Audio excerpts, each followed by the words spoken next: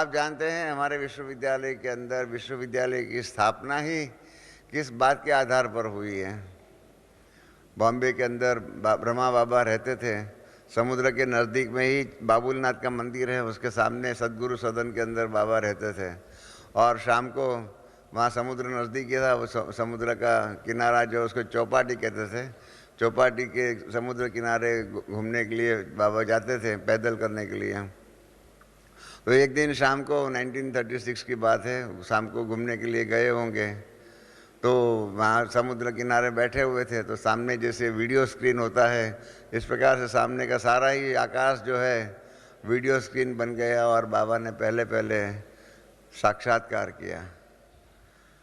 मैं ब्रह्मा बाबा को इसलिए ही आर्ष दृष्टा कहता हूँ, क्योंकि आने वाला घोर विपत्तियों का समय और नई दुनिया, इन दोनों का साक्षात्कार करने वाले हम सभी मनुष्य आत्माओं में पहले पहले वो थे। इसलिए आर्ष दृष्टा, नई सृष्टि का दर्शन करने के लिए, नई सृष्टि का साक्षात्कार करने वाले ब्रह्मा बाबा पहला नंबर थे। और इन्होंने ही सामने आकाश के अंदर देखा कि ऊपर एक दूसरे के मनुष्य एक दूसरे का खून कर रहा है, उसकी हत्या कर रहा है, और कहीं घर जल रहे हैं, फ्लड्स आ रहे हैं, और उसके अंदर घर तबाह हो रहे हैं। कई बातें आप जानते हैं जो बाबा ने विनाश के बारे में बताया हुआ, वो सारी बातें उन्होंने उसमें देखी। और उसको देख करके बाबा जो है ना वो डर गए, कहने लगे ये क्या हो रहा है। बाबा से सहन नहीं हो सका। चौपाटी पर बाबा को घूमने के लिए लेके जाते थे, 57 की बात है, तब बाबा से चौपाटी ऊपर हम गए हुए थे, तब बाबा ने सारा ही वो दृश्य रिहर्सल के रूप में दिखाया कि कैसे बाबा ने देख रहे थे। बाबा सामने से आकाश को देख करके बता रहे कि देखो ऐसा ऐसा मैं देख रहा था, ऐसा ऐसा देख रहा था। और मैं एकदम डर गया कि ये क्या हो रहा है, इतने खून, इतने मृत्यु, इतने ये सारा जो बम आदि फट रहे हैं, वो क्या हो रहा है। परंतु थोड़े समय के बाद वो दृश्य समेट लिया गया परमात्मा के द्वारा, यहाँ जो भी जिन्होंने भी दृश्य दिखाया। और उसके बाद आकाश से फरिश्ते के रूप में सितारे आ रहे थे और उसमें से फरिश्ते निकल रहे थे, और स्वर्ग की दुनिया जो है बहुत सुंदर लोभायमान ऐसी दुनिया जो है वो देखने को मिली। बाबा को वो बहुत अच्छा सीन लगा। बाबा ने कहा ये तो बहुत अच्छी दुनिया है। बाबा मुस्कुराने लगा। इतने में बाबा ने वो आवाज़ सुना, आकाशवाणी सुनी कि ये विश्व परिवर्तन की जिम्मेदारी तुम्हें उठानी है।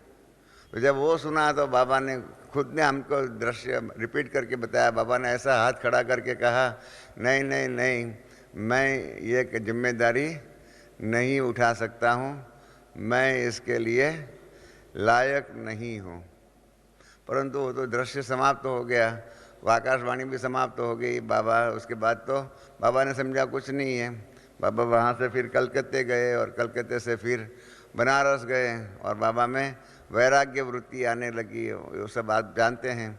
और फिर बाबा ने हैदराबाद में जाकर के अपने जसोदा भवन में क्लास शुरू किया।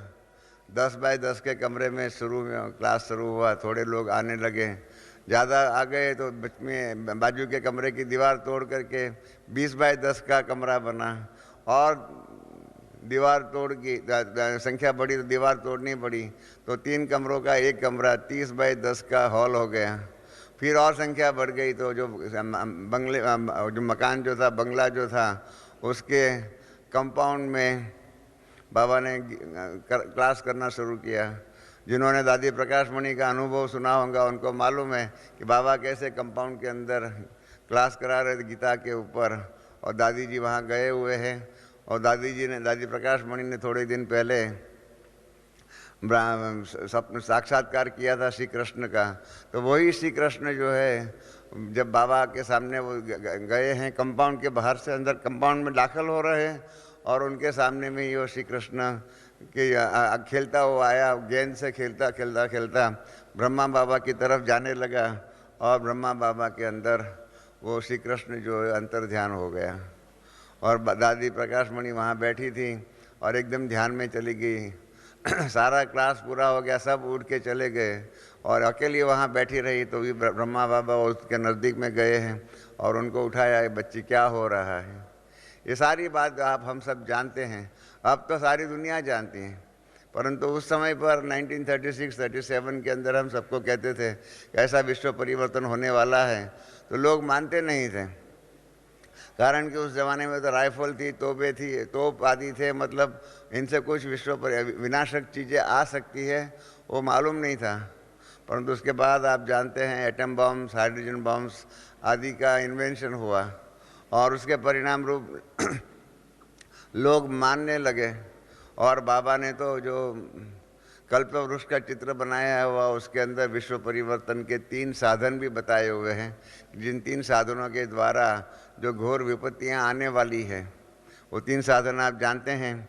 एक तो नेचुरल कैलेमिटीज़ है, कुदरती आपत्तियां हैं। दूसरी है ग्रह युद्ध, कुदरती आपत्तियों में कुदरत का कार्य है।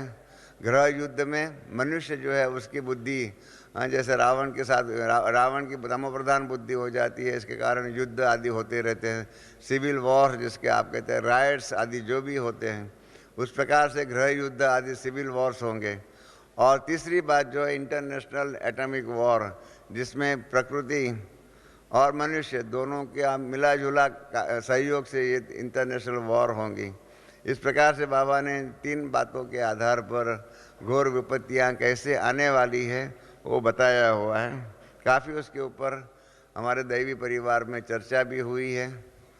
पहले तो जैसे मैंने आपको कहा 2 साल पहले जब हमने सर्वे किया तब लोग नहीं मानते थे, परंतु अभी अभी ये 26 तारीख को जो आप जानते हैं कैसा हुआ, 26 दिसंबर को सुनामी वेव्स जो है, अर्थक्वेक ज़मीन के अंदर हुआ और उसके कारण जो वेव्स जो है, समुद्र की तरंगे जो है इतनी ऊंची ऊंची उछल गई, 150 फीट 200 फीट तक। वहाँ पर जहाँ धरतीकंप हुआ वहाँ तो समुद्र के लहरें 200 फीट 150 फीट इतनी ऊंची तरंगे उछली।